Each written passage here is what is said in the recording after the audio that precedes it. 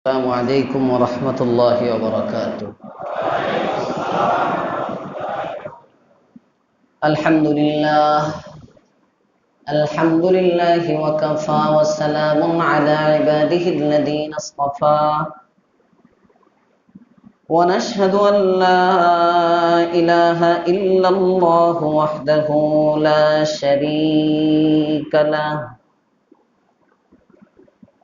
ونشهد أن سيدنا وسندنا وحبيبنا وطبيبنا ومولانا محمدا عبده ورسوله الذي بعث إلى الناس كافة بشيرا ونذيرا وداعيا إلى الله بإذنه وسراجا منيرا. أما بعد فقد قال الله تبارك وتعالى في كلامه المجيد وفرقانه الحميد: أعوذ بالله من الشيطان الرجيم. بسم الله الرحمن الرحيم.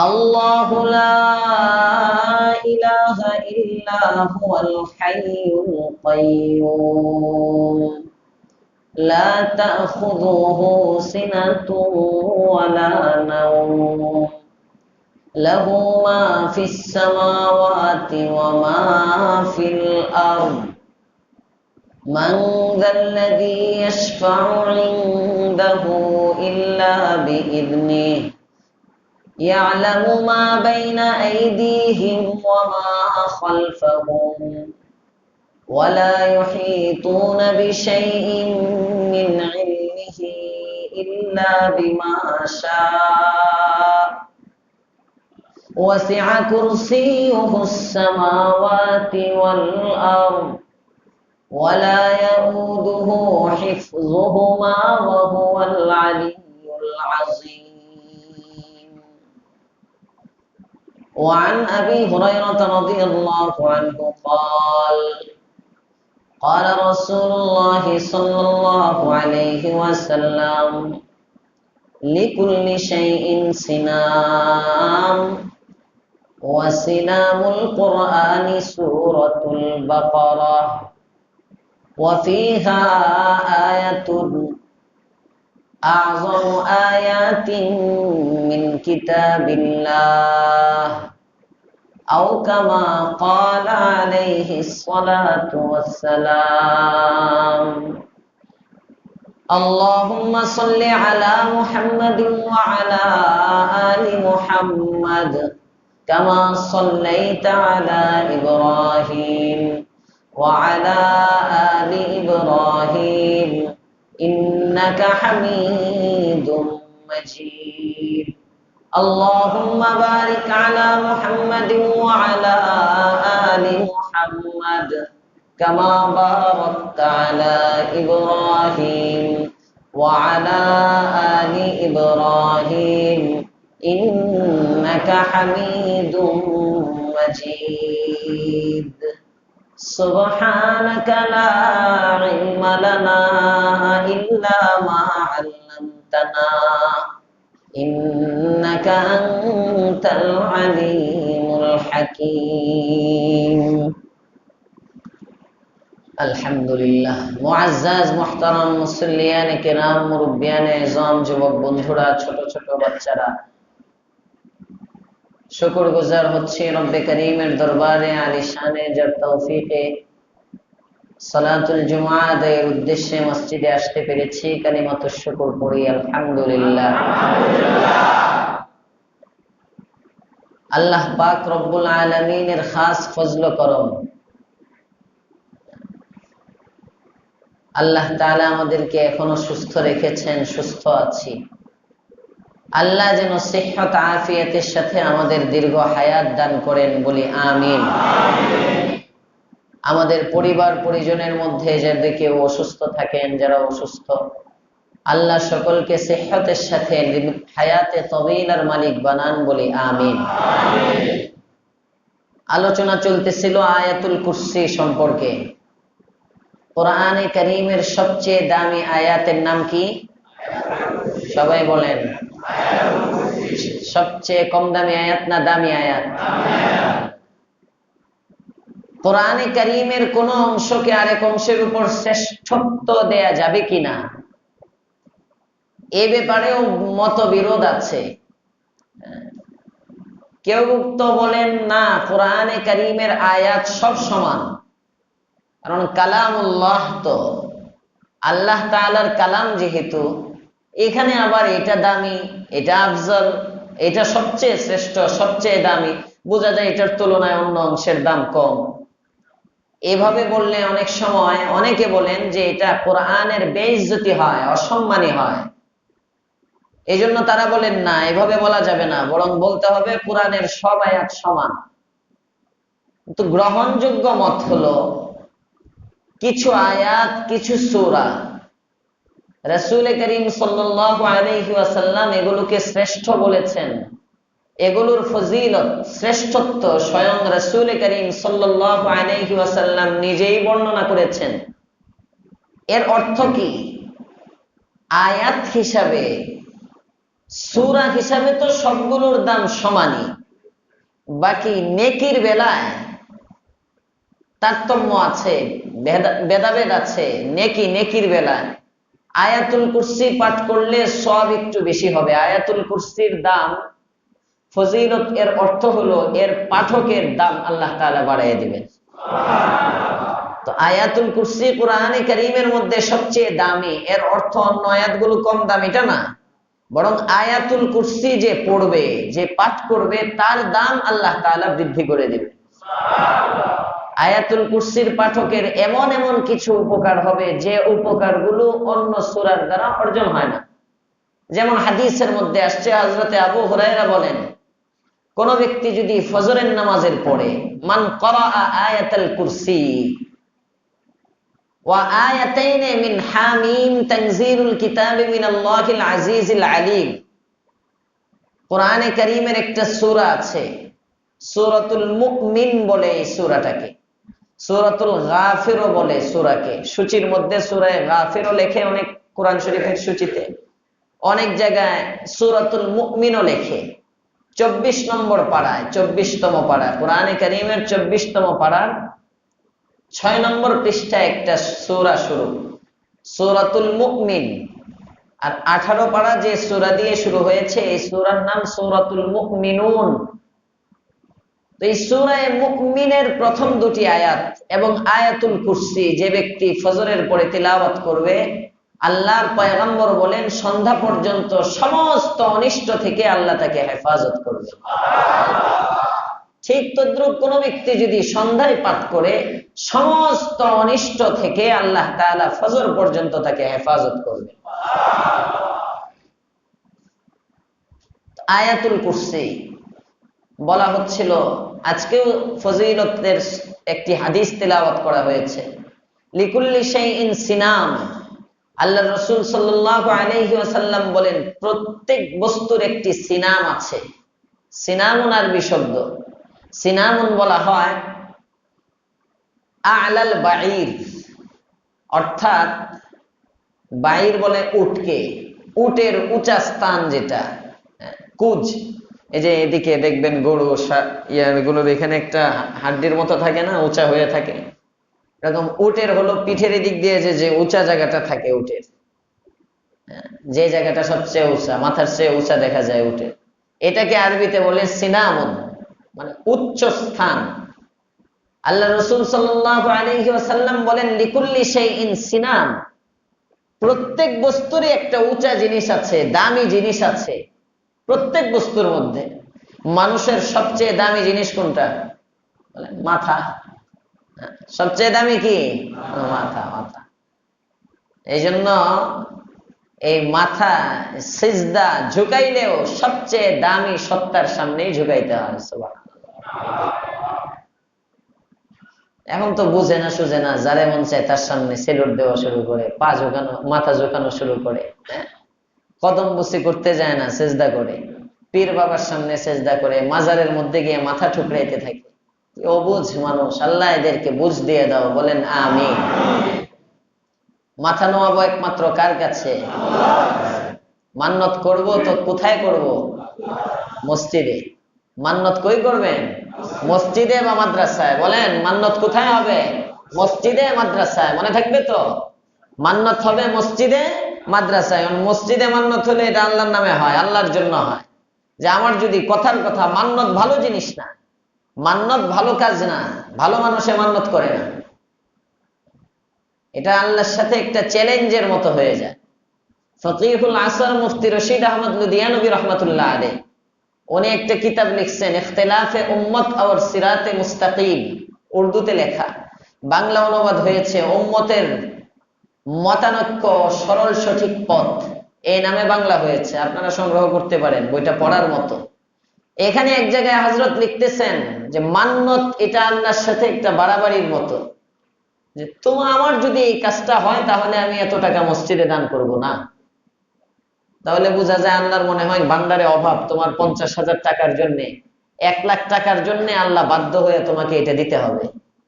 আমার যদি একটা ছেলে সন্তান হয়, 1,00,000 টাকা বাইতুল আকসার মসজিদে, গোয়ালটেক মসজিদে দিব, জানালা লাগানোর জন্য। 4 তলার জানলা নাই, কেউ মান্নত করলো যে 4 তলার জানালা নাই, বৃষ্টি আসলে মসজিদ ভিজে যায়, গ্রিল নাই, কিচ্ছু নাই, দেখতে খুব খারাপ দেখা যায়, বাহির থেকেও খারাপ লাগে, এখানে মানুষেরও কষ্ট হয়। আমার যদি এই কাজটা হয় তাহলে আমি অমুক তলার ছাদটা করে দিব। মসজিদের বাহিরে মুসল্লিরা দাঁড়ান, ওনাদের কষ্ট হয় রোদ্রে, আমি পিলারের টাকা লেখাইছি, আমার যদি এই কাজটা হয় তাহলে আমি মসজিদের পিলারের টাকা দিব। মসজিদের পিলার তো 18টা হয়ে গেছে বহু আগে, উঠে তো না। হ্যাঁ, শুরু করে দেন। মসজিদ কর্তৃপক্ষ এখানে আছে, আমার অনুরোধ থাকবে যদি 1-2টা টাকা উঠে থাকে লাগাই দেন আল্লাহর নাম দিয়ে। মসজিদের কাজগুলো এগুলো বন্ধ করতে হয় না। মসজিদ মাদ্রাসা এগুলো ঋণ করে চালু রাখতে হয়, আমরা বুঝি না। আমরা ঋণ করে আমার বাড়ির কাজ চালু রাখি, আমরা ঋণ করে খরচ করে আমার বাড়ির কাজ চালু রাখি, আমার দোকানের কাজ চালু রাখি, আমার ফ্যাক্টরির কাজ চালু রাখি। আমার মাঝে মাঝে হয়রান হয়ে যায় এই গোয়ালটেকের যারা স্থায়ী বাসিন্দা, এরা মৃত্যুর পরে আল্লাহর কাছে কি জবাব দিবে, আমি পেরেশান হয়ে যাই। অনেক বাড়ি আছে মসজিদের চেয়ে সুন্দর, ভাড়াটিয়া যারা এরা তো কিছু পার পাইতে পারে, আমি অস্থায়ী ছিলাম। অনেক বাড়ি আছে এলাকায় মসজিদের চেয়ে সুন্দর, আপনার বাড়িটা এত সুন্দর হলো আর এলাকার সবাই মিলে একটা মসজিদকে সমাপ্ত করতে পারলাম না। আমরা ব্যর্থ। আমরা কিসের মুসলমান? আমরা কিসের মুমিন? আমরা মসজিদ আমার, মসজিদ এটা মসজিদ কমিটির না, মসজিদ একক কারো সম্পদ না, এটা গোটা মানুষের সম্পদ। আল্লাহর রাসূল বলেন মসজিদ এটা হক, প্রত্যেক এলাকার স্থায়ী বাসিন্দার হক। তোমার বাড়ি সুন্দর করার আগে তোমার মসজিদকে সুন্দর বানাও। আসতে সুবহানাল্লাহ কেন? টাকা দিতে হইব না তো? সুবহানাল্লাহ জোরে বলবেন। এটা হক। আমার যতটুকু আছে, আমার বাড়ির পিছনে আমি একটা ছাদ করতে, আমার বাড়ি টাইলস করতে, আমার বাড়ি রং করতে, আমি ছোট্ট একটা ফ্ল্যাট কিনতে পারলাম 30 লাখ টাকা দিয়ে, মসজিদের মধ্যে আমি 1 লাখ টাকা দান করতে পারলাম না। মসজিদের মধ্যে এটা আমার, এটা সারা জীবন থাকবে। স্থায়ী যারা, সকলের মনোযোগ দেওয়া যাবে। মসজিদ এই এত স্লো কাজ মনে হয় বাংলাদেশে আর কোনো মসজিদে হয় কিনা আল্লাহ জানে। আরেকটু চালু করা দরকার এবং মসজিদের কাজ গতিশীল করা দরকার। হাজারো করোনা, হাজারো অভাব, অন্তত একজন চালু থাকুক। এখন তো আমরা মুসলিম ভাই আছি, রাজমিস্ত্রি, তারে প্রতিদিন লাগাইবেন, তুমি একটু ঠুকো, খালি বাইরে, খালি বাইরেতে থাকো কোনো একটা। এটা বলছিলেন আমাদের এক উস্তাদ, বলছিলেন বুখারী শরীফের ঘন্টা, বুখারী পড়ানোর সময় হুজুর বলছিলেন মসজিদের কাজ অসমাপ্ত রেখে যে এলাকায় বাড়িঘরের কাজ চলতে থাকে, ওই এলাকার সমস্ত মানুষের উপর আল্লাহর লানত বর্ষণ হইতে থাকে। অভিশাপ, লানত মানে অভিশাপ, সমস্ত মানুষের উপর অভিশাপ। আর আমরা দেখাইতে থাকি আল্লাহ আমাদের যতটুকু পুঁজিপাট্টা আছে মসজিদের কাজও চলতেছে, কোন রকম মসজিদের একটা পিলার উঠুক, আমার বাড়ি 3 তলা হয়ে যাক, তাও আল্লাহরে বলতে পারবো মসজিদও চালাইতেছি। আমি বলতেছি না আপনার বাড়ির সব টাকা দিয়ে আগে মসজিদ করেন, এটা বলি না। আমি বলতে চাচ্ছি কাজটা যেন অসমাপ্ত হওয়া পর্যন্ত, সমাপ্ত না হওয়া পর্যন্ত, যতদিন অসমাপ্ত থাকে ততদিন যেন মসজিদের কাজ কোনো না কোনো দিক দিয়ে গতিশীল থাকে। হয়তো একটা পিলারের রং চলতেছে, টাকা নাই, একটা রং মিস্ত্রিরে অল্প টাকা দিয়ে লাগাই রাখলাম। ছাদ করার পয়সা নাই, কোন রকম একটু সুরকি ভাঙানোর মধ্যে লাগাই রাখলাম। যে কোনো ভাবে মসজিদের কাজটাকে চলমান রাখা, এটা মসজিদের একটা হক। আল্লাহ আমাদের সকলকে বুঝবার তৌফিক দাও, বলি আমিন। সকলে সহযোগিতা করবেন তো মসজিদে ইনশাআল্লাহ। কই কমে গেছে, এই যে করোনায় কমলো আর বাড়ে না। 6,000 7,000 এটা একটা টাকা হইলো সপ্তাহে একদিন মাত্র। এত বড় জুমার মানুষ জানে গোয়াল থেকে খতিব সাহেবের বক্তের অভাব নাই। এই মসজিদে হুজুর বললে লাখ লাখ টাকা মানুষ দিয়ে দেয়, বাহির থেকে মানুষ এটা মনে করে হুসনে জন, সুধারণা।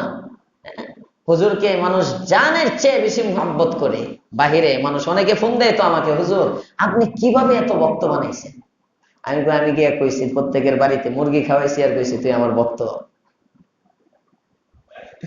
মজা করি মাঝে মাঝে, অনেক ইমাম সাহেবরা ফোন দেয় আপনার এত ভক্ত, আমার এলাকার থেকে লোক, আমাদের মসজিদ খালি করে জায়গা আপনার এখানে জমা করতে, কিভাবে এত ভক্ত? আল্লাহ সকলের মোহাব্বতকে কবুল ও মঞ্জুর করো, বলেন আমিন। মোহাব্বত কার জন্য? আয়াতুল কুরসি প্রত্যেক জিনিসের সিনাম, মাথা। তো মান্নত কোথায় করব? মসজিদে বা মাদ্রাসায়। সবাই বলেন মান্নত কোথায় হবে? মাজারে? হ্যাঁ, এ পর্যন্ত যা করছেন। কোন মাজারের মধ্যে আজকের পর থেকে কোন মাজারের নামে মান্নত নাই, মনে থাকবে তো?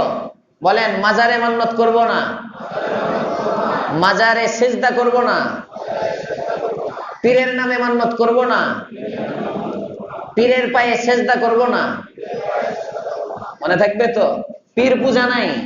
বাংলাদেশে বেদাতের সয়লাব, দিন দিন পীর পূজা বাড়তেছে, পীর ভক্ত বাড়তেছে, দিন দিন মাজার পূজা বাড়তেছে। হয়তো কোন এলাকায় আপনি মনে করতেছেন কমতেছে, না, বাড়তেছে। ওদের মিশন ওরা চালিয়ে যাচ্ছে, যেমন ইতাআতীদের মিশন চলছে। করোনার মধ্যে ইতাআতীদের মিশন বন্ধ নাই। এরা বাড়ি বাড়ি যে, মহল্লায় মহল্লায় যে এদের তাশকিল করতেছে। আমি তো বসে রয়েছি, যারা উলামায়ে কেরামের সাথে আছে, তাবলীগের কাজ করে, এরা অনেকে নীরব। করোনার কারণে মনে হয় সব বন্ধ, না, মার্কাজ বন্ধ, ওদের খুসুসি তাশকিল বন্ধ নাই। টঙ্গীর অনেক ইতাআতীর সাথে আমার পরিচয় আছে। ওই দিন এক ইতাআতী খবর নিলাম যে উনি কোথায়, পরে বলতেছে উনি তো 40 দিনের চিল্লা। আমি বললাম চিল্লা কিসের? সব না বন্ধ, চিল্লা মিল্লা চালু হয়েছে নাকি? না হুজুর, নোয়াখালীতে গেছেন বিভিন্ন ভাবে খুসুসি তাশকিল করার জন্য। তো বাতিলাত বসে থাকে না, বাতিল তার মিশন চালিয়ে যায়। আর হক যারা, আমরা মনে মনে মন কলা খাই, আমরা মনে করি তারা ঘুমায় আসছে, এদিক দিয়ে আমাদের সব নিয়ে যায়। আল্লাহ আমাদেরকে হেফাজত করেন, বলি আমিন। প্রত্যেক জিনিসের একটা দামি বস্তু থাকে, উঁচা জিনিস থাকে, সবচেয়ে দামি। লিকুল্লি শাইইন সিনাম, আল্লাহর রাসূল বলেন ওয়াসিনামুল কোরআন সূরাতুল বাকারা। এই কোরআনে কারীমের মধ্যে 114টি সূরা আছে। এই 114টি সূরার মধ্যে সবচেয়ে দামি সূরার নাম হলো সূরা বাকারা। সূরাতুল বাকারা। সূরা বাকারার কেমন দাম বুঝো না? যে ঘরের মধ্যে সূরা বাকারার তেলাওয়াত হয়, এই ঘরের মধ্যে কোনোদিন দারিদ্রতা আসে না। যে ঘরের মধ্যে সূরা বাকারা তিলাওয়াত হয়, এই ঘরের মধ্যে, যে ঘরে সূরা বাকারা তিলাওয়াত হয়, এই ঘরের থেকে শয়তান অনেক দূরে চলে যায়। সুবহানাল্লাহ। সূরা বাকারার এত দাম কেন? সূরা বাকারার মধ্যে আছে আয়াতুল কুরসি। সূরা বাকারার একটি আয়াতই হলো আয়াতুল কুরসি। এই আয়াতের কারণে পুরা সূরার দাম বেড়ে গেছে। সুবহানাল্লাহ। বলে না, আরে গরিব ছিল, একটি ছেলে পুরা সংসারটাকে ভাসাইয়া দিল, হ্যাঁ, উঠাইয়া দিল। একটা ছেলেরা কোন রকম কষ্ট মষ্ট করে বিদেশ পাঠাইছে, এ সংসারের হাল ধরে 5 ভাই 6 ভাই সবাই রে ভালো একেবারে, এখন তো সবার বাড়ি। বলে না অনেক সময় একজনের কারণে পুরা সমাজ উঠে যায়, পুরা ফ্যামিলি উঠে যায়। একটা আয়াতের কারণে পুরা সূরাটার দাম আল্লাহর কাছে বেড়ে গেছে। আয়াতুল কুরসি অনেক ফজিলত। কেন এত দাম আয়াতুল কুরসির? এই আয়াতের মধ্যে আল্লাহ তাআলা নিজের গুণ বর্ণনা করছেন। এই আয়াতের মধ্যে আল্লাহ তাআলা নিজের গুণাবলী বর্ণনা করছেন, নিজেই বলতেছেন আল্লাহু লা ইলাহা ইল্লাহু, আল্লাহ তো তিনি যিনি ছাড়া কোনো ইলাহ নাই। গত সপ্তাহ হয়েছিল, পড়েন সবাই, কয়েকবার পড়ে নেন। আল্লাহু লা ইলাহা ইল্লাহু, আল্লাহু লা ইলাহা ইল্লাহু,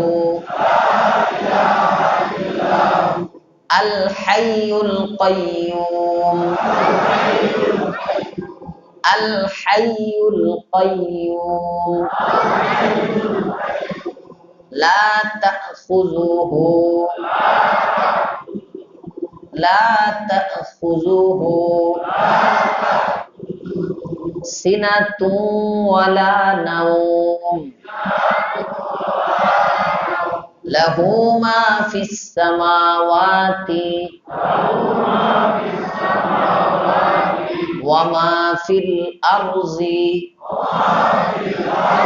গত সপ্তাহে সামাওয়াত পর্যন্ত ছিল, আজকে একটু বৃদ্ধি করে দিলাম, হ্যাঁ অল্প একটু। লাহু মা ফিস সামাওয়াতি ওয়া মা ফিল আরজি, লাহু মা ফিস সামাওয়াতি ওয়া মা ফিল আরজি। সকলে শিখবো ইনশাআল্লাহ, হ্যাঁ পারবো তো? মরণের পরে বুঝবেন কি জিনিস যে শিখাইতেছি। গতকালকে একটা হাদিস নজরে পড়লো, রাত্রে মুতালা দেখতেছিলাম আয়াতুল কুরসির ফজিলত, যখন পড়তেছি তাফসিরে খাজানের মধ্যে একটা হাদিস নজরে পড়লো। আল্লাহর রাসূল সাল্লাল্লাহু আলাইহি ওয়াসাল্লাম ফরমান, যে ব্যক্তি আয়াতুল কুরসিটা মুখস্থ করে নেয় এবং দৈনিক 5 বার 5 ওয়াক্ত নামাজের পরে আয়াতুল কুরসি পড়ে, এর কেমন যেন এক পা জান্নাতে আর এক পা দুনিয়া। এক পা জান্নাতে, জান্নাতের টিকিট বিতরণ চলতেছে গত 4 সপ্তাহ ধরে গোয়াল থেকে। জান্নাতের টিকিট দেওয়া হইতেছে আপনাদের, নেওয়ার, যার নিতে মন চায় নেবেন, যার মন চায় না নেবেন না। আল্লাহ বন্ডদের কাছে যাইবেন, এরা জান্নাতের টিকিট বিতরণ করে, আমার পায়ে সেজদা কর জান্নাতে যাইবি।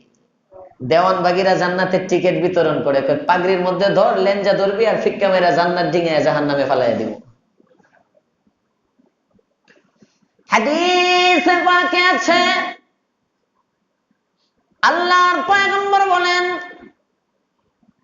মান ক্বারা আয়াতুল কুরসি ফি দুবুরি কুল্লি সালাতিন, যে ব্যক্তি 5 ওয়াক্ত নামাজের পরে আয়াতুল কুরসিটা মাত্র একবার পড়ে, 10-15 সেকেন্ড সময় লাগে আয়াতুল কুরসি শেষ করতে, কিন্তু নবী আমার বলেন এই ব্যক্তি মারা যাবে সাথে সাথে বিনা হিসাবে জান্নাতের মালিক হয়ে যাবে।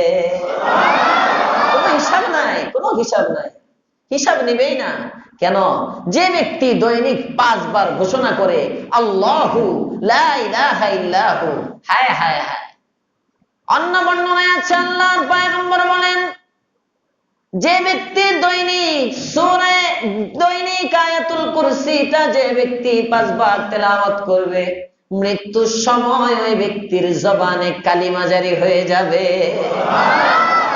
কালিমা জারি হয়ে যাবে, কালিমা। আমরা তো মরণের সময় যখন বুঝি মরে যাবো ভাব, যখন বুঝি মরে যাবো ভাব, মাঝে মাঝে শরীর এমন হয় মনে হয় মারা যাবো। টিভিটা সারে অনেকে, অমুক ফিল্মটা দাও, শেষ দেখে দেখে। অনেকে সন্তান সন্ততিরে ডাকে, অনেকে ব্যাংকের অ্যাকাউন্ট, এই আমার গুপ্ত কিছু সম্পদ আছে, এগুলো কেউ জানে না, তোমার মাও জানে না, এই নাও তোমার জানাই গেলাম, এখানে এখানে। দুনিয়া দুনিয়া দুনিয়া। কিন্তু যারা আল্লাহর সাথে তাআল্লুক, এরা যখনই বুঝে শরীরটা একটু খারাপ লাগে, মরবে মরবে ভাব, এদের জবানে জারি হয় লা ইলাহা ইল্লাল্লাহ, লা ইলাহা ইল্লাল্লাহ, লা ইলাহা ইল্লাল্লাহ, লা ইলাহা ইল্লাল্লাহ। পড়বেন, হ্যাঁ অবসরে যখন থাকেন এটি করবেন, লা ইলাহা ইল্লাল্লাহ পড়বেন। এজন্য মজলিস লাগে না, এটা পড়েন, দোকানে বসা জিকির করেন। এটাই আয়াতুল কুরসির প্রথম অংশের শিক্ষা। আল্লাহু লা ইলাহা ইল্লাহু, তিনি ছাড়া কোনো ইলাহ নাই। আছে কোনো ইলাহ? ইলাহ শব্দের অর্থগত সত্তা বলা হয়েছিল। তিনি ছাড়া কোনো ইলাহ নাই, মানে তিনি ছাড়া কোনো বিধানদাতা নাই, তিনি ছাড়া কোনো উপাস্য নাই। লা মা'বুদা ইল্লাহু, তিনি ছাড়া কোনো উপাস্য নাই, ইবাদতের উপযুক্ত কেউ নাই। লা ইলাহা ইল্লাহু মানে লা রাজ্জাকা ইল্লাহু, তিনি ছাড়া কোনো রিজিক দাতা নাই। লা হাকিমা ইল্লাহু, তিনি ছাড়া কোনো আইন দাতা নাই। আইন কে দেন? আইন প্রণয়ন কে করেছেন? আল্লাহ। তিনি ছাড়া বড় কোনো মুফতি সাহেব নাই। জোরে কোন সুবহানাল্লাহ। আল্লাহ হলেন সবচেয়ে বড় মুফতি সাহেব, মুফতি আজম। কোরআনে কারীমের মধ্যে আল্লাহ বলেন ইউফতিকুম ফিল কালালা, নবী আপনি বলে দেন আল্লাহ তাআলা কালালা সম্পর্কে ফতোয়া দিতেছেন। তো আল্লাহও ফতোয়া দেন।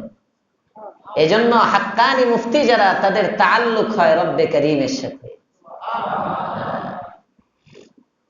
আল্লাহ তাআলা ফতোয়া দেন। আল্লাহ ফতোয়া দিয়েছেন কোরআনে কারীমের মধ্যে, ওয়ামান লাম ইয়াহকুম বিমা আনজালাল্লাহু ফাউলাইকা হুমুল ফাসিকুন। ও দুনিয়ার মানুষ, বিধানদাতা আমি, আইন প্রণয়ন করব আমি। সংসদের মধ্যে আইন প্রণয়ন করার কোনো ক্ষমতা নাই। তুমি যত বড় আইন প্রণেতাই হও, তুমি আইন প্রণয়নের যোগ্যতা নাই। আইন কিভাবে মুসলমান চলবে, একটা রাষ্ট্র কিভাবে চলবে, আইন প্রণয়ন করার মালিক আমি আল্লাহ। আমি আল্লাহ জানিয়ে দিলাম মাল্লাম ইয়াহকুম বিমা আনজালাল্লাহ, সংবিধান তোমার জন্য দিয়ে দিলাম কোরআন। তোমার ব্যক্তি জীবনে চলবে কোরআনী আইন, পারিবারিক জীবনে চলবে কোরআনী আইন, সমাজের মধ্যে চলবে কোরআনী আইন, রাষ্ট্রনীতিতে থাকবে কোরআনী আইন। গোটা সমাজ, গোটা রাষ্ট্র ব্যবস্থা যদি কোরআনী আইনের বাহিরে চালাও, কোরআনী আইনের বাহিরে যারা এই রাষ্ট্র চালাবে, আমি আল্লাহ বলে দিলাম ফাউলাইকা হুমুল ফাসিকুন। তোমার ঘরে কোরআনের কপি থাকতে পারে, তোমার ঘরে জায়নামাজের কপি থাকতে পারে, তুমি সূরা ইয়াসিনের তেলাওয়াত প্রতিদিন করতে পারো, সূরা ওয়াকিয়ার তেলাওয়াত প্রতিদিন করতে পারো, কিন্তু রাষ্ট্রপ্রধান হয়ে যদি কোরআন অনুযায়ী রাষ্ট্র না চালাও, আমি আল্লাহ বলে দিলাম তুমি মুমিন না, তুমি হলো একজন ফাসিক। নাউজুবিল্লাহ বলবেন, তুমি ফাসিক। যত বড় পীরগিরি দেখাও তুমি ফাসিক। তোমার নামাজ কোনো কাজ আসে না। তোমার হাতে ক্ষমতা ছিল, তুমি ইচ্ছা করলে পারতে কোরআনী সমাজ গড়ার জন্য, তুমি গড়লে না। আমি আল্লাহ বললাম মাল্লাম ইয়াহকুম বিমা আনজালাল্লাহ, যে কোরআন অনুযায়ী কোনো ফয়সালা করে না, সে ফাসিক। ফাউলাইকুমুল ফাসিকুন। অন্য আয়াতে বলেন ফাউলাইকুমুজ জালিমুন, এরা জালেম। আরেক আয়াতে আল্লাহ বলেন শুধু জালেম আর ফাসিক না, ফাউলাইকা হুমুল কাফিরুন, এরা কাফির। আল্লাহ হেফাজত করো, বলেন আমিন। আমি তো রাষ্ট্রের মালিক না, কিন্তু আমার ফ্যামিলির মালিক তো আমি, আমার পরিবারের মালিক তো আমি। আমার পরিবারের মধ্যে আমি কোরআন অনুযায়ী চালাই। আমার বেগমকে যদি আমি পর্দায় না উঠাই, আমি ফাসিক। হজ প্রতিবার হইতে পারে আমি ফাসিক হাজি, যাকাত সব আদায় করি, কিন্তু আমি ফাসিক মুমিন, পাপাচারী। ফাসিকের বলল পাপাচারী, ফাসিক। ফাসিক এমন ব্যক্তিকে বলে যে প্রকাশ্যে গুনাহে কবিরা করে, তাকে ফাসিক বলে। ফাসিকের এত বেশি দাম, তার পিছনে নামাজ পড়াও মাকরুহে তাহরিমি, এত দামি মানুষ। কোন ইমাম যদি প্রকাশ্যে কবিরা গুনাহ করে, কোন ইমাম যদি বেপরদায় চলে, প্রকাশ্যে কবিরা গুনাহ করে, ওই ইমামের পিছনে নামাজ পড়া মাকরুহে তাহরিমি। কোন মুয়াজ্জিন মসজিদের মধ্যে আজান দেয়, কিন্তু সে প্রকাশ্যে কবিরা গুনাহ করে, বেপরদিগি তার মধ্যে আছে, বেপরদায় চলা কবিরা গুনাহ। হোক না সে মুয়াজ্জিন, হোক না সে খাদেম, পর্দা সবার জন্যই। যদি কেউ প্রকাশ্যে গুনাহে কবিরা করে, তার জন্য আজান দেওয়া মাকরুহে তাহরিমি। বুঝতেছেন মাসালা? কোন খতিব যদি প্রকাশ্যে গুনাহে কবিরা করে, প্রকাশ্যে গুনাহে কবিরা, মিথ্যা প্রকাশ্যে বলতেছে, চগলখড়ি প্রকাশ্যে করতেছে, গীবত প্রকাশ্যে করতেছে, মানুষ জানে ঠোঁট পাতলা, এর মিথ্যা বলে, এমন যদি ফ্ল্যাশ হয়, প্রকাশ্যে কোনো গুনাহ করে, আর ওই গুনাহ থেকে তাওবা না করে চলতেছে গুনাহ, তাহলে ওই খতিবের পিছনে নামাজ পড়া মাকরুহে তাহরিমি, ওই খতিবের বয়ান শোনা মাকরুহে তাহরিমি। আল্লাহ আমাদেরকে বুঝার তৌফিক দাও, বলেন আমিন। ফাসিক এত নিকৃষ্ট, ফাসিক প্রকাশ্যে গুনাহে কবিরা করে। যেমন দাড়ি রাখা এটা ওয়াজিব, যে ব্যক্তি এই দাড়ি কাটতেছে, গুনাহে কবিরা করতেছে, গুনাহে কবিরা, ফাসেক। কোরআন বলতেছে ফাসেক। এত দাম তোমারে সালাম দেওয়া মাকরুহে তাহরিমি। ফতোয়া শামির মধ্যে আছে ফাসেক এত দামি, তাকে সালাম দেওয়া যাবে না, সালাম দেওয়া মাকরুহে তাহরিমি। সালাম দিলে গুনাহ হবে, গুনাহ করতেছে তারে তুমি সালাম দাও। তো আমাদের সমাজ তো হয়ে গেছে ফাসেকের সমাজ। কয়জন দাড়িওয়ালা পাওয়া যায়, হয়তো সালামই উঠে যাবে। এই জন্য এখন মুফতি আইনে কেরাম বলেন সালামের সুন্নতটা জিন্দা রাখার জন্য বাস দিতে থাকো। ফাসেক ছাড়া কয়জন পাইবা, পরে সালাম দেওয়ার লোক খুঁজে পাইবা না। আল্লাহ আমাদেরকে বুঝার তৌফিক দাও, বলেন আমিন। আপনি তো মসজিদে আসলেন, 3 চিল্লার সাথে আপনার মেয়েটা পর্দা করে না। আপনি তো মসজিদে আসলেন, 3 চিল্লার সাথে বেগমরে পর্দা করাইলেন। মা মা মা বোরকা পরে বসে আছে, এক রিকশায় যাচ্ছে, মায়ের শরীরে বোরকা আছে, মেয়ের শরীরে বোরকা নেই। আছে না নাই? মার বোরকা কি দরকার? কথার কথা, বোরকাটা তো মার চেয়ে মেয়ের বেশি দরকার। সে যুবতী, উনি বৃদ্ধ হয়ে যেতেছেন, বয়স্ক, বোরকা তো উভয়ের দরকার, কিন্তু মায়ের চেয়ে মেয়ের বেশি দরকার। তো করলাম কি উল্টা। তুমি যখন সব উল্টা চালাও, আল্লাহ বলে আমি উল্টা চালাই। ব্যবসা দিলি, 50 লাখ টাকা ইনভেস্ট করলি লাভের জন্য, খালি ক্ষতি। তুই যে উল্টা, আমি তোর ব্যবসারে উল্টা দিকে চালাই। তুই উল্টা দিক দিয়ে 1 নম্বর। পরীক্ষার মধ্যে সব সাবজেক্টে ফেল, উল্টা দিক দিয়ে 1 নম্বর। তোর চলাফেরা সব উল্টা হয়ে গেছে। আমি আল্লাহ নারাজ, আমার সাথে কানেকশন ভালো করো, তোমার সব কিছুকে আমি আবার সঠিক করে দিব। পথের ভিখারি, তাকে ধনী বানান কে? আল্লাহু লা ইলাহা ইল্লাহু।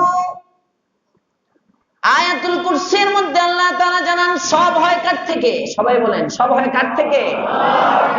আল্লাহ বলতেছেন। এবং সমস্ত নবীদের মিশন ছিল এটাই। সমস্ত নবীরা এসে এই দাওয়াতটাই দিবেন, কুলু লা ইলাহা ইল্লাল্লাহ। এই মানুষ, তোমরা বলো লা ইলাহা ইল্লাল্লাহ। আর এই লা ইলাহা ইল্লাল্লাহর মধ্যে এত পাওয়ার, এই দাওয়াতটা দেওয়ার সাথে সাথে 3টা শক্তি, 4 শ্রেণীর লোক 3 পদ্ধতিতে নবীগণের বিরোধিতা শুরু করছে। কয় শ্রেণীর লোক বিরোধী হলো? সবাই বলেন কয় শ্রেণী? 4 শ্রেণী। কালিমার বিরোধিতা করে 4 শ্রেণীর লোক। নাম্বার 1 ইয়াহুদি। নাম্বার 2 নাসারা খ্রিস্টান। নাম্বার 3 মুশরিক, শিরিক যারা করে, আল্লাহর জাতের মধ্যে শরীক করে। নাম্বার 4 মুনাফিক। এই 4 শ্রেণীর লোক 3 পদ্ধতিতে, রাষ্ট্রযন্ত্র ব্যবহারের মাধ্যমে, আর্থিক ক্ষতির মাধ্যমে। কয় পদ্ধতিতে? 3 পদ্ধতিতে। রাষ্ট্রযন্ত্র ব্যবহারের মাধ্যমে, রাষ্ট্রীয় ক্ষমতা প্রয়োগ করে। নাম্বার 2 আর্থিক ক্ষমতা প্রয়োগের মাধ্যমে। নাম্বার 3 সামাজিক বয়কটের মাধ্যমে। এই 3 পদ্ধতিতে 4 শ্রেণীর লোক যখনই নবীগণ দাওয়াত দিছেন আল্লাহু লা ইলাহা ইল্লাহু, আল্লাহ ছাড়া কোনো ইলাহ নাই, বিরোধিতা করেছিল সমস্ত নবীদের। এখনো বিরোধিতা আছে না নাই? এই 3 পদ্ধতিতে এই 4 শ্রেণীর দালালেরা এখনো কালিমার বিরোধিতা করে। ভালো করে বুঝেন আয়াতুল কুরসি। আল্লাহু লা ইলাহা ইল্লাহু। নূহ আলাইহিস সালাম যখন বললেন, সব নূহ আলাইহিস সালামকে বাইর করে দিল এলাকা থেকে, তোকে দেখতে পারি না, এলাকা ছাড়া, বাড়ি ছাড়া। ইব্রাহিম আলাইহিস সালাম যখন দাওয়াত নিয়ে গেলেন নমরুদের কাছে, লা ইলাহা ইল্লাহু, ইব্রাহিমের উপর বিপদ চেপে আসলো। ইব্রাহিমকে আগুনের মধ্যে পর্যন্ত ফেলে দিল। জানেন আপনারা ইতিহাস? অপরাধ একটাই, সে বলে আল্লাহ ছাড়া কোনো ইলাহ নাই। সে বলে আল্লাহ ছাড়া কোনো ইলাহ নাই। ইব্রাহিমের জন্য আগুন বানায়, আগুন। তাফসীরের কিতাবগুলোর মধ্যে লিখে, এত অগ্নিকুণ্ডলী এমন ভাবে প্রজ্বলিত হয়েছিল, তার চতুর্পাশে 2-3 মাইল পর্যন্ত আগুনের এমন দাবানলের এমন গরমি ছড়িয়ে পড়েছিল, 2-3 মাইল দূর থেকেও যদি কোনো পাখি যাইতো, ওই পাখি ভুনা হয়ে নিচে পড়ে যেত। সুবহানাল্লাহ না নাউজুবিল্লাহ? পড়ে যেত। এমন শাস্তি ইব্রাহিমের জন্য তৈরি করেছে। আল্লাহর খলিল ইব্রাহিম আলাইহিস সালাম দেখেন সবাই যার ঘরে যা, নমরুদ ঘোষণা করছে তো লাঠি সোটা যার হাতে যা আছে তাই নিয়ে বের হয়ে আসো। এবারের সংগ্রাম ইব্রাহিমকে তাড়ানোর সংগ্রাম। যখন রাষ্ট্র শক্তি ঘোষণা দেয় সব ঝাঁপায় পড়ে, যেমন বঙ্গবন্ধু যখন ঘোষণা করছেন দেশকে স্বাধীনতা ছিনিয়ে আনার জন্য সব গেছে। এবারের সংগ্রাম মুক্তির সংগ্রাম। কেউ কেন না আমি আওয়ামী লীগ করি, আমি আওয়ামী লীগও না, বিএনপিও না। নমরুদ যখন ডাক দিল সবাই যার ঘরে যে লাকড়ি আছে যা আছে সব নিয়ে যাইতেছে আগুনের মধ্যে, তা দিয়ে আসি। আমাদের শত্রু ইব্রাহিম, ইব্রাহিম আলাইহিস সালাম দূর থেকে দেখেন। তারিখের কিতাবের মধ্যে আছে হঠাৎ করে একদিন আল্লাহর খলিল ইব্রাহিম দূর থেকে নজর করে দেখেন ইব্রাহিম আলাইহিস সালামের গর্ভধারিণী মা 10 মাস 10 দিন যে মা ইব্রাহিম খলিলকে পেটে নিল, যে মা পৃথিবীর মধ্যে সন্তানের কোনো আশ্রয় স্থান যদি না থাকে একটা জায়গা আছে, সেটা হলো মায়ের বুক। ঠিক না বেঠিক? বেগমের কাছেও জায়গা নাই, কিন্তু মার কাছে জায়গা আছে। শ্বশুর বাড়িতে জায়গা হয় না, শ্বশুর ভুলে যায়, স্বার্থ শেষ, শ্বশুর জামাইরে ভুলে যায়, শাশুড়ি জামাইকে ভুলে যায়, স্বার্থ শেষ। মা কোনোদিন স্বার্থের জন্য আপনি আমাকে আদর করে না। ঠিক না বেঠি? মা ভুলে না কখনো। মা সব সময় আমার গুণগান গায়, আপনার গুণগান গায়, সন্তানের ফিকির করে। ইব্রাহিম আলাইহিস সালাম দেখেন, আরে পৃথিবীতে মানুষ বিপদে পড়লে দেখি মার কাছে যে আশ্রয় নেয়। আর একদিন ইব্রাহিম দেখেন ওই মা হাতে কিছু লাকড়ি নিয়ে আসতেছে ইব্রাহিমের আগুনে দেওয়ার জন্য। ডাক দিয়ে বলে, আল্লাহ, আমি ইব্রাহিমের আর বুঝতে বাকি নাই, এই জমিনের মধ্যে আমার পক্ষে দাঁড়ানোর মতো কোনো ব্যক্তি নাই, আমার পক্ষে কথা বলার মতো কেউ নাই। বাবা, ভাই, বোন, আত্মীয় স্বজন সব যদি ঘর থেকে বের করে দেয় গো মালিক, মার কাছে গিয়ে আশ্রয় পাওয়া যায়, কিন্তু আমি দেখি আমার মাও আমাকে মারতে চায়। আল্লাহ গো, পৃথিবীর সব মানুষ আমার বিরোধী, মাতৃ মমতা আমার দরকার নাই, বাবার আদর আমার দরকার নাই, ভাই বোনের ডাকের আমার দরকার নাই। আল্লাহ গো, আমি তোমার কুদরতের রশি ধরলাম, তুমি আল্লাহ আমি ইব্রাহিমকে ভুলে যাইও না, তুমি ভুলো না। তুমি যদি আমাকে স্মরণ রাখো তাহলে আমি খুশি। আগুনের মধ্যে ইব্রাহিমকে ফেলে দিল নমরুদ। উদ্দেশ্য কি? লা ইলাহা ইল্লাল্লাহ বন্ধ করে দিব। আগুনে ফেলে দিল অগ্নিকুণ্ডলের মধ্যে। আল্লাহ তাআলা ইব্রাহিমের জন্য আগুনকে ফুলের বাগান বানাইলেন। 40 দিন পরে আস্তে আস্তে নমরুদ যায়। নমরুদ গিয়ে আগুনটা আস্তে আস্তে সরায়। কিছু দূর যাওয়ার পরে হুট করে দেখে ইব্রাহিম আলাইহিস সালাম রাস্তা পরিষ্কার করলো, আর কি ছাই সরাইলো। ইব্রাহিমের নিজে সরাইয়া বের হইতে কষ্ট হবে তো, আল্লাহ কয়, যা, তোর ইব্রাহিমের গোলাম বানাইলাম, ইব্রাহিম আজকে বের হওয়ার সময় হয়েছে, তুই গিয়া রাস্তা ক্লিয়ার কর। ইব্রাহিম রে খুঁজে লাঠি একটা হাতে নিয়ে ছাইটাই সরাইতেছে, সাথে আরো লোক। হুট করে দেখে মাঝেতে ইব্রাহিম উঠছে। আসসালামু আলাইকুম। আল্লাহু আকবার, বলেন না আল্লাহু আকবার। এবার নমরুদ বলে, এটা আরেফে রুমি আনছেন ওনার কিতাবে, গুফতে আতশ মানখুমানাম আতশাম। নমরুদ আগুন ডাক দিয়ে বলে, কিরে আগুন? আতশ মানে আগুন। কিরে আগুন, তোর কি প্রজ্বলিত শক্তি হারিয়ে ফেললি? আগুনে তো কষ্ট করলাম তোর জন্য, এত লাকড়ি দিলাম, এত খড়ি ব্যয় করলাম, এত তুষ দিলাম, এত কিছু দিলাম তোকে প্রজ্বলিত করার জন্য। তোর কি জালিকা শক্তি হারিয়ে ফেললি, তুই ছাই হয়ে গেলি। কিন্তু আমি তো দেখি ইব্রাহিমের শরীরে একটা পশমও পুড়ে নাই। ইব্রাহিমের শরীরে একটা পশমও পুড়ে নাই, বরং মনে হয় আগুনের ভিতরতে আরো সুন্দর হয়ে বের হইছে। সুবহানাল্লাহ। ব্যাপার কি, তুই পুড়াইতে পারলি না? তোর জালিকা শক্তি নাই? হাদিসে পাকে আছে আল্লাহ তাআলা আগুনের জবান খুলে দিলেন, আগুনের মধ্যে বাক শক্তি দিলেন। আগুন বলে, রে নমরুদ, আমার জালিকা শক্তি আছে কিনা যদি জানতে চাস তুই আয়। আমার জালিকা শক্তি আমি জ্বালাইতে পারি কিনা তুই আয়, চ্যালেঞ্জ, আয় তুই। নমরুদ তুই আসতে দেরি, তোকে পুড়াইতে দেরি হবে না, কিন্তু আল্লাহর খলিল ইব্রাহিমের একটা পশম জ্বালাবার ক্ষমতা আমার নাই। কারণ সে পড়েছে লা ইলাহা ইল্লাল্লাহ, লা ইলাহা ইল্লাল্লাহ, লা ইলাহা ইল্লাল্লাহ। মনে থাকবে তো? লা ইলাহা ইল্লাল্লাহ সত্যি। কারা বিরোধী করে?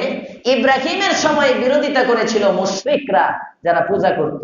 যেমন এখন ইসলামের বিরোধিতা একটা ভারত, দিল্লির রামবাম দালালগুলো, রামবামদের দালাল, এদের ক্ষুধার কোনো অভাব নাই। এদের ক্ষুধার সংখ্যা কত এরা নিজেও জানে না। একটা চমৎকার পায়খানা দেখলেও ক্ষুধা বইব। অনেক বাচ্চা আছে জিলাপির মতো পায়খানা করে, শুনতে খারাপ শোনা যাইতেছে। অনেক বাচ্চারা এখানে একটু করে এখানে একটু আগে দৌড়ায়। এই আনকমন পায়খানা, যে পায়খানা থাকবে এক জায়গায়, এটা 3 জায়গায় গেল কেন? আমার মনে হয় এটারে ক্ষুধা বানাইব। এমন বজ্জাত, এমন খারাপ, এটা কোনো ধর্মই না। হিন্দু মালউন, মালউন মানে হলো অভিশপ্ত, এই জন্য এটা কয় মালাউনের বাচ্চা। মালাউন এটা আরবি শব্দ থেকে, মালাউন আসলে হলো মালউন মানে অভিশপ্ত। এর ধর্মই অভিশপ্ত, এটা অভিশপ্ত ধর্ম।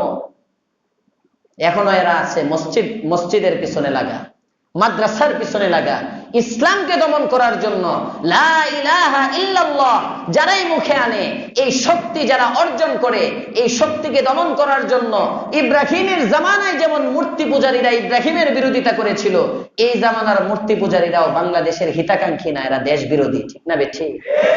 বন্ধু চিনেন, শত্রু চিনেন? বন্ধু আর শত্রুকে চিনেন? আমাদের দায়িত্ব চিনায় দেওয়া। হতে পারে চেনানোর কারণে জেলে যেতে হবে, হতে পারে চেনানোর কারণে অনেক সময় উচিত কথা এটা বললেও শত্রু মনে করে, ভালো কথা বললেও বন্ধুকে শত্রু ভাবে। নিজাম পৃথিবীর। যেমন আজকালকার সন্তানগুলো বাপ মাকে শত্রু ভাবে বিয়ে করার পরে, অথচ বাপ মা শত্রু না, বাবা মা আপন। ওলামায়ে কেরাম দেশ বিরোধী নয়, ওলামায়ে কেরাম যারা দেশ চালায় তাদের সাথে শত্রুতা নয়, তাদের আপন হিসাবে সতর্ক করতেছে। আল্লাহ বুঝবার তৌফিক দাও, বলেন আমিন। শক্তির নাম লা ইলাহা ইল্লাল্লাহ, আল্লাহ ছাড়া কোনো ইলাহ নাই। যখনই দাওয়াত আসলো, কয় শ্রেণীর মানুষ বিরোধিতা করলো? 1 নম্বর ইহুদি, ইহুদ। নাম্বার 2 খ্রিস্টান। নাম্বার 3 মুশরিক। নাম্বার 4 মুনাফিক। কয় পদ্ধতিতে শত্রুতামি করলো? 3 পদ্ধতিতে শত্রুতা প্রকাশ করে। রাষ্ট্রযন্ত্র ব্যবহারের মাধ্যমে, রাষ্ট্রীয় শক্তির মাধ্যমে দমন করতে চায়, জেল জুলুমের মাধ্যমে দমন করতে চায়, ইসলামের শক্তিকে নিভাতে চায়, গুলি করে হত্যার মাধ্যমে, পাখির মতো গুলি করে হত্যার মাধ্যমে ইমানি স্পিরিটকে কমাতে চায়। 2013 ইতিহাস শাপলা চত্বরে দেখেন নাই? গেছে আন্দোলনে, নবী প্রেমে রক্তের বন্যা বসায় দিচ্ছে। এগুলো রাজনীতি নয়, এগুলো কোরআনের ব্যাখ্যা। চায় একটা শক্তি, কিয়ামত পর্যন্ত থাকবে তারা, রক্ত গুলি করার মাধ্যমে ইমানি স্পিরিটকে দমাতে চাবে, রাষ্ট্রযন্ত্র ব্যবহারের মাধ্যমে। রাসূলের জামানায় ছিল, ইব্রাহিমের জামানায় ছিল, নূহের জামানায় ছিল, সমস্ত পয়গম্বরের জামানায় ছিল, এখনো আছে, কিয়ামত পর্যন্ত থাকবে। কয় পদ্ধতিতে ব্যবহার করবে? নাম্বার 1 রাষ্ট্রযন্ত্র ব্যবহার। জেলের ভয় দেখাবে, খুনের ভয় দেখাবে, গুমের ভয় দেখাবে। কালিমা ছেড়ে দেওয়া যাবে? সবাই বলেন, কালিমা ছেড়ে দেওয়া যাবে? কালিমা ছেড়ে দেওয়া যাবে না, প্রয়োজনে জান দিয়ে দেওয়া যাবে, লা ইলাহা ইল্লাল্লাহ ছাড়া যাবে না। মনে থাকবে তো ইনশাআল্লাহ? নাম্বার 2 পুঁজিবাদী শক্তি, আর্থিকভাবে ক্ষতিগ্রস্ত করার মাধ্যমে চেষ্টা করবে ধ্বংস করে দিতে পারে কিনা। কোটি কোটি টাকার প্রণোদনা সব জায়গায় দিবে, কওমি মাদ্রাসার মধ্যে প্রণোদনা নাম কাওয়াস্তে দিব, দেখি মৌলবীরা করোনার কারণে মাদ্রাসাগুলো বন্ধ হয় কিনা। ইতিহাস রাসূলের জামানায় বন্ধ হয় নাই, 1450 বছর যাবত জনগণের সহযোগিতায় কওমি মাদ্রাসা চলতেছে, কিয়ামত পর্যন্ত জনগণের সহযোগিতায় কওমি মাদ্রাসা চলবে। তোমরা যত বন্ধ করতে চাবে তত কওমি মাদ্রাসা বাড়বে বাড়বে বাড়বে ইনশাআল্লাহ। ঠিক না বেঠিক? পুঁজিবাদী শক্তি আর্থিকভাবে ক্ষতিগ্রস্ত করতে চায়, মনোবল নষ্ট করতে চায়। রাসূলের জামানায় ছিল, এখনো আছে। নাম্বার 3, বয়কট করার মাধ্যমে। এরা সমাজে দাম নাই। আসবে অনেকে, ব্রাকের লোক আসবে আপনার ঘরে, এনজিওর লোক আসবে আপনার ঘরে, বিভিন্ন স্কুল যেগুলো খ্রিস্টান মিশনারির দ্বারা পরিচালিত, এরা আসবে আপনার ঘরে। ছেলে কোথায় পড়ে? অমুক মাদ্রাসায় পড়ে। মাদ্রাসায় দেওয়ার দরকার কি? 1.5 টাকার মোল্লা বানায় কি করবা? আমার এখানে নিবা, স্কলারশিপ দিব, বিদেশে পাঠাবো, সমস্ত খরচ আমি ব্যবহার করব, কোনো শিক্ষার ব্যয় লাগবে না, আমি একটা নাস্তিক বানায় ছেড়ে দিব। আছে না নাই? ওইটা আর কয় না, পরেরটা আমি বানায় বললাম, নাস্তিক বানায় ছেড়ে দিব এটা বলে না। বিভিন্ন ব্রাক কোম্পানির স্কুল কলেজ আছে, এগুলোতে পড়ালেখার জন্য কোনো টাকা পয়সা লাগে না। মেধাবী মেধাবী বাচ্চাগুলোকে নিয়ে যায়, মেধাবী বাচ্চাগুলোকে নেয়, আরো অনেক কিছু দেয়, দিয়ে পড়ায়। আর উলামায়ে কেরাম সম্পর্কে এসে বিদ্বেষ, এদের বয়কট, সমাজের সবচেয়ে নোংরা জাতি, এদের কাছে যাইও না, এদের কোনো দাম নাই। 1.5 মোল্লা, কাঠ মোল্লা, মোল্লা করে আল্লাহ কাঠ দিয়ে বানাইছে, আর হ্যাঁ স্বর্ণ দিয়ে বানাইছে, কাঠ মোল্লা।